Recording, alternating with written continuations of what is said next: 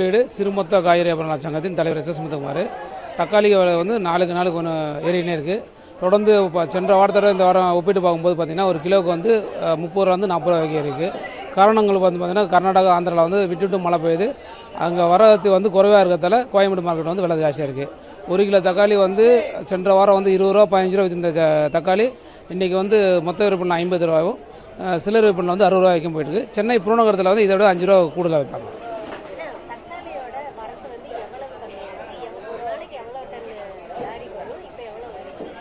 தக்காளி பொறுத்த வரைக்கும் ஒரு நாளைக்கு 60லேருந்து 65 வண்டி வரும். இப்போ வந்து 30லேருந்து 38 வண்டி தான் வருது.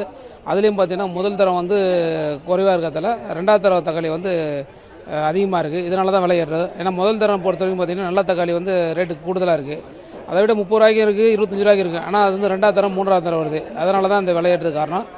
தக்காளி எடுக்கிற இடத்துல பார்த்தீங்கன்னா பூச்சும் அழுகலுமாக வரதால இந்த விலை ஏற்றதுக்கு காரணம். ஏன்னா அங்கேயே தோட்டத்திலே அழுகி நிலைமையில் போயின்னு இருக்கு. அதனால தான் இங்கே வரத்து குறைஞ்சிருக்கு. விட்டு மழை பெய்யுது, தொடர்ந்து விட்டு மழை பெய்யறதால இந்த விலை ஏற்றதுக்கு காரணம். தமிழ்நாட்டில் பொறுத்த வரைக்கும் பார்த்தீங்கன்னா அதிக அளவில் வந்து தக்காளி விளைச்சல் இருந்தாலும் போதுமான அளவுக்கு வந்து நமக்கு தக்காளி இல்லை. அந்தந்த மாவட்டத்தில் விளையக்கூடிய தக்காளியை வந்து அந்தந்த மாவட்டம் சரியாக போயிடுது. அதாவது திண்டுக்கல் விளையிற தக்காளி வந்து அங்கேயே சரியாக போகுது.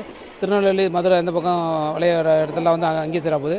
நம்ம அதிகமாக வந்து நம்ம சென்னைக்கு கொண்டு வரது வந்து ராயக்கோட்டை, ஒசூர் இந்த பகுதியில் வந்து தக்காளி வருது. அதை விட்டுனா நம்ம வந்து ஆந்திரா, கர்நாடகா அந்த மாநிலத்திலேருந்து வந்துன்னு இருக்குது.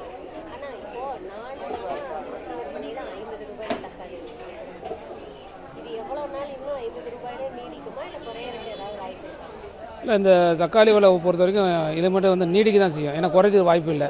இன்னொரு 10-20 நாளைக்கு வந்து இந்த விலை பொறுத்த வரைக்கும் நீடிச்சுன்னு இருக்கும். இதை விட இன்னும் 10 ரூபா கூடுறதுக்கான வாய்ப்பு இருக்குது. ஏன்னா தக்காளி அங்கே வந்து தோட்டத்திலேயே வந்து சரியில்லைன்னு தான் சொல்கிறாங்க. அப்படி இருக்கும்போது வந்து தக்காளிக்கு வரது குறைவாக தான் இருக்கும். ஸோ அதனால் வந்து தக்காளி வரத்து கூடுதுன்னா தான் குறையதுக்கு வாய்ப்பு இருக்குது. இப்போதைக்கு ஒரு 20 நாளைக்கு வந்து இந்த விலை பொறுத்த வரைக்கும் தொடர்ந்து இருக்கும்.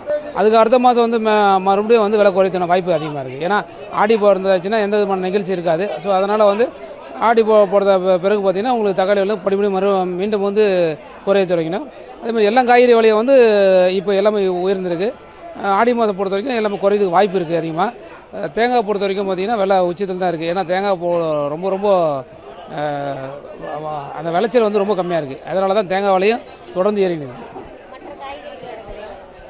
மற்ற காய்னா பீன்ஸ் வந்து பார்த்தீங்கன்னா இன்றைக்கி வந்து 80லேருந்து 90 ரூபா போயிட்டுருக்கு. அதேமாதிரி முருங்காய் 80லேருந்து 90 ரூபா போயிட்டுருக்கு. கேரட்டு வந்து 60லேருந்து 50 ரூபா போயிட்டுருக்கு. அதேமாதிரி முள்ளங்கி 30 ரூபா 25 ரூபா போயிட்டுருக்கு. வெங்காயம் வந்து அதே நிலைமை தான், 30 ரூபாலேருந்து 25 ரூபா போயிட்டுருக்கு. உருளைக்கிழங்கு 25 30 ரூபா போயிட்டுருக்கு. மல்லி, புதினா, கருவேப்பிலை அதெல்லாம் பார்த்தீங்கன்னா ஒரு அதே விலை தான் நீடிக்குது. மற்ற காய்கறிலாம்